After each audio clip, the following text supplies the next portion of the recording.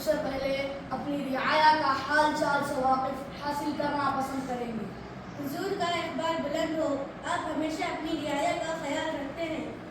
ہماری رعایا کو کوئی خاص پریشانی تو درپیش نہیں ہے؟ خاص تو کیا، عام پریشانی بھی نہیں ہے۔ آپ انصاف پرور ہیں، ایک مشفق باپ کی طرح رعایا کی ضرورت کا خیال رکھتے ہیں۔ اللہ تعالیٰ نے جو ہم پر ذمہ داری عائد کی ہے ہم اسے پورا کرنے کی کوشش کریں گے۔ گاہے گاہے رعایا کی خبر گیری کرنا ہم مناسب خیال رکھتے ہیں۔ آپ کی رعایا میں خوشحال ہے، کھانے پینے کی اشیاء خراب ہو رہی ہیں۔ ملک میں امن و امان ہے، رہزن و چور ڈاکوؤں کا خوف نہیں۔ بچے تعلیم حاصل کر رہے ہیں، خواتین کی عزت کی جاتی ہے۔ دوسرے ملکوں سے تعلقات اچھے ہیں، سفیر میں نام آتے رہتے ہیں۔ یہ سب تو ٹھیک ہے، مگر ہم جاننا چاہتے ہیں کہ سخت سردی کے اس موسم میں رعایا کو کوئی دشواری تو پیش نہیں آ رہی ہے؟ موسم سرما کے آغاز میں غریبوں کو شاہی خزانے سے مفت کمبل تقسیم کیے گئے ہیں۔ سردی میں کسی کی ہلاکت کی خبر نہیں ہے، نہ کسی نے فریاد کی ہے۔ کیا فقیروں اور درویشوں کا بھی خیال رکھا گیا ہے؟ ہاں، ان کی بھی حاجت روائی ہوئی ہے۔ فقیر کی بات پر مجھے یاد آیا ہے، ایک فقیر پھٹے حال گھومتا ہے اور عجیب بات کرتا ہے۔ کیا کہتا ہے؟ کہتا ہے کہ میری آدھی رات بادشاہ کی طرح گزرتی ہے اور آدھی رات بادشاہ کی رات سے بہتر گزرتی ہے۔ وہ ایسا کیوں کہتا ہے؟ یہ تو مجھے نہیں معلوم، حالانکہ میں کئی مرتبہ اس سے پوچھنا چاہا، مگر وہ اپنے حال میں مست رہتا ہے، کبھی جواب دیتا ہے، کبھی جواب نہیں دیتا۔ کیا اسے دربار میں بلایا جا سکتا ہے؟ کیوں نہیں، وہ بس پہنچنے ہی والا ہوگا۔ دراصل آپ نے جب اپنے رعایا کے حالات سے واقف ہونے کی خواہش ظاہر کی، اس وقت میں نے ایک سپاہی کو اس فقیر کی تلاش میں روانہ کر دیا تھا۔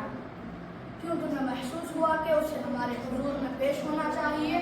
وہ خود کو بادشاہ سے بہتر ٹھہراتا ہے، اس لیے۔ تمہیں غلط فہمی ہوئی ہے، وہ خود کو بادشاہ سے بہتر نہیں ٹھہرا سکتا۔ جو بھی ہو، ہم اس سے ملنا پسند کریں گے۔ یہ فقیر درویش بہت پہنچے ہوتے ہیں، ہو سکتا ہے اس کے قول میں کوئی راز ہو، اسے جاننا ہمارے لیے مفید ثابت ہو۔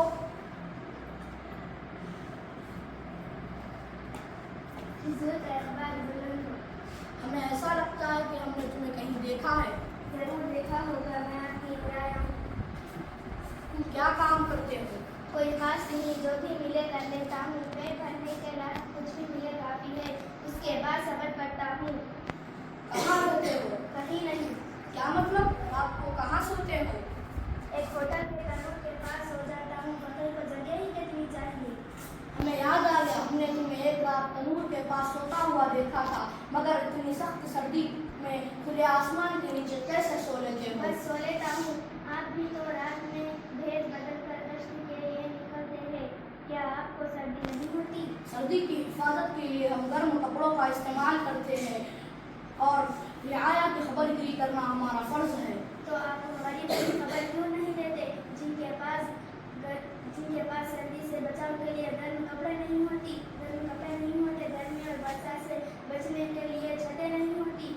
آپ نے مجھے کڑکڑاتی سردی میں کھلے آسمان کے نیچے سوتے ہوئے دیکھا، مگر میرے لیے کچھ نہ کیا۔ واقعی ہم بھول گئے، ہم نے سوچا تھا کہ تمہیں دربار میں بلا کر تمہاری حاجت رفع کریں گے۔ تو میں تھوڑے میں قناعت کرتا ہوں اور ہر حال میں اللہ کا شکر ادا کرتا ہوں۔ آپ دوسروں پر نظر کریں۔ عالم بنا جاننا چاہتے ہیں کہ تم جو اکثر کہتے رہتے ہو کہ میری آدھی رات بادشاہ کی طرح گزری اور آدھی رات بادشاہ کی رات سے بہتر گزری، تو اس کا راز کیا ہے؟ راز تو کچھ نہیں ہے، وضاحت کیا کروں؟ ویسے آپ نے مجھے کڑکڑاتی سردی میں کھلے آسمان کے نیچے سوتے ہوئے دیکھا، بات آپ کی سمجھ میں آنی چاہیے۔ نہیں، ہم بات نہیں سمجھے۔ ویسے میں نے کہا، میں تنور کے پاس سوتا ہوں، آدھی رات تک تنور گرم رہتا ہے تو مجھے خوب مزے کی نیند آتی ہے۔ بتائیے، جب میں اس وقت بادشاہ کی طرح رہتا ہوں یا نہیں؟ مطلب یہ کہ میں آدھی رات بادشاہ کی طرح آرام کی نیند سوتا ہوں۔ واہ، کیا بات پیدا کی ہے! حضور کا اقبال بلند ہو۔ لیکن رات کا دوسرا حصہ بادشاہ سے بہتر کیسے ہو سکتا ہے؟ جیسا کہ میں نے کہا، میری آدھی رات تنور گرم رہتا ہے تو مجھے خوب مزے کی نیند آتی ہے، تنور ٹھنڈا ہو جاتا ہے، سردی کے باعث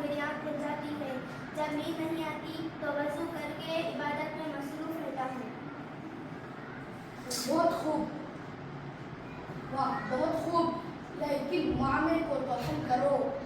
جی ہاں عالم پناہ، اسی لیے میں کہتا ہوں کہ میری آدھی رات بادشاہ سے بہتر گزرتی ہے، کیونکہ آدھی رات تک آپ خواب پرورش کے مزے لیتے ہیں اور میں خدا کے حضور میں مصروف رہتا ہوں۔